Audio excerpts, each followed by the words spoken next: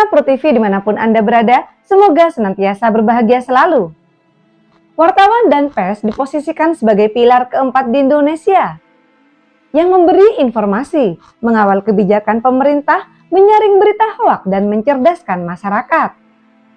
Namun kenyataannya masih ada kasus intimidasi terhadap wartawan.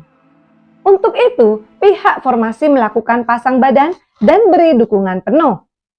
Untuk lebih jelasnya, mari kita simak informasi selengkapnya berikut ini.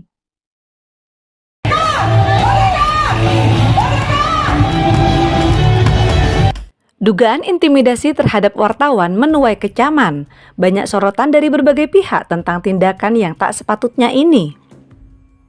Jalih Pitung, Ketua Umum Forum Aliansi Masyarakat Anti Korupsi atau Formasi, menegaskan bahwa pers tidak boleh dibungkam hanya karena pemberitaan menyentuh kepentingan pihak tertentu. Pernyataan itu disampaikan Jalih saat menghadiri aksi solidaritas jurnalis di depan Gedung Pradi Tower, Jakarta. Jalih mengungkapkan Formasi menerima laporan sejumlah wartawan yang mengaku mendapat tekanan melalui telepon dan pesan pribadi setelah memberitakan dugaan penerbitan paspor ganda. Menurutnya, intimidasi terhadap wartawan bukan persoalan kecil. Jika benar dilakukan karena pemberitaan, tindakan tersebut berpotensi mengancam kebebasan pers sekaligus hak publik untuk mendapatkan informasi. Kalau tidak ada media, orang tidak tahu apa yang dikorupsi, siapa yang dikorupsi, dan berapa nilainya, kata Jalih dengan lantang. Namun begitu, Jalih juga mengingatkan jika kebebasan pers juga harus dibarengi tanggung jawab. Berita wajib berdasarkan fakta, verifikasi, tidak hoaks, dan tidak menghakimi seseorang sebelum ada keputusan lembaga yang berwenang. Terkait proses sidang etik advokat, ia meminta semua pihak menghormati kewenangan majelis etik dan tidak melakukan intervensi. Dalam kesempatan itu, Jalih juga menyampaikan penolakan keras tentang stigma yang merendahkan profesi wartawan atau jurnalis. Karena mereka merupakan bagian penting dari kontrol sosial. Jika itu bentuk kritik terhadap pemerintah maupun pihak lain, harus tetap diberi ruang selama disampaikan berdasarkan fakta. Pesannya kepada para wartawan, tetap bersuara, tetap merdeka, tanpa intimidasi dan tanpa rasa takut dalam menyuarakan kebenaran.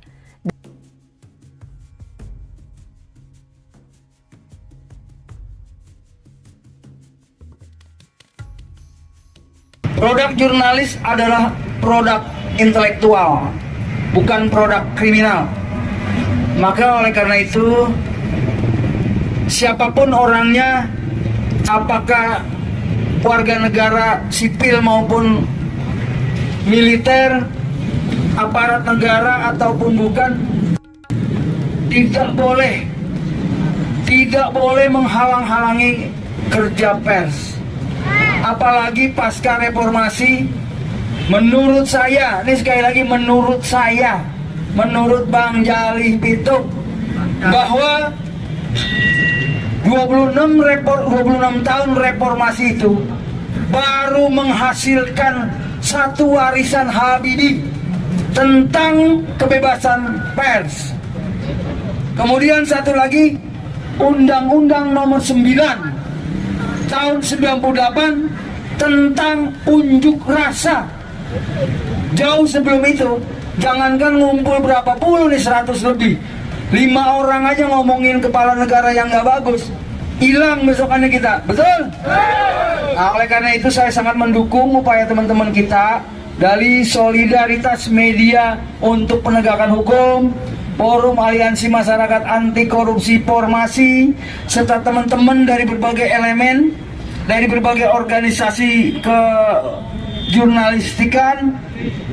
Saya ucapkan terima kasih, sekaligus apresiasi dan bangga terhadap kesetiaan, kepedulian terhadap nasib sesama teman-teman jurnalis. Saya Bang Jalih Pitung, hari ini demi Allah, karena saya muslim, saya pasang badan buat teman-teman jurnalis. Kalau ada yang melecehkan jurnalis, Kalau ada yang mengintimidasi jurnalis, kalau ada yang mengintimidasi jurnalis, kalau ada yang mengkriminalisasi jurnalis, baik personal maupun institusional, bilang ke saya. Kita siapkan ratusan pengacara. Kenapa begitu? Karena ini merdeka lagi. Indonesia merdeka itu juga provokasi jurnalis, betul? Saya ingatkan ya, waktu SD saya baca buku sejarah perjuangan, itu ada kereta yang dicoret-coret pakai, kalau sekarang sebut aja mereknya nggak apa-apa, pilok, merdeka atau mati. Di dalam bahasa jurnalis menurut saya itu adalah headline, betul? Jadi headline-nya aja itu udah membangkitkan semangat revolusioner, betul? Nah maka kalau bikin judul nggak apa-apa bombastis. Misalnya Gali Pitung dibunuh oleh presiden, misalnya gitu, kan bombastis itu. Ternyata presiden direktur gitu. Nah itu kira-kira ya. Jadi yang penting kita tetap menjunjung tinggi azas jurnalistik, tidak keluar dari koridor undang-undang kebebasan.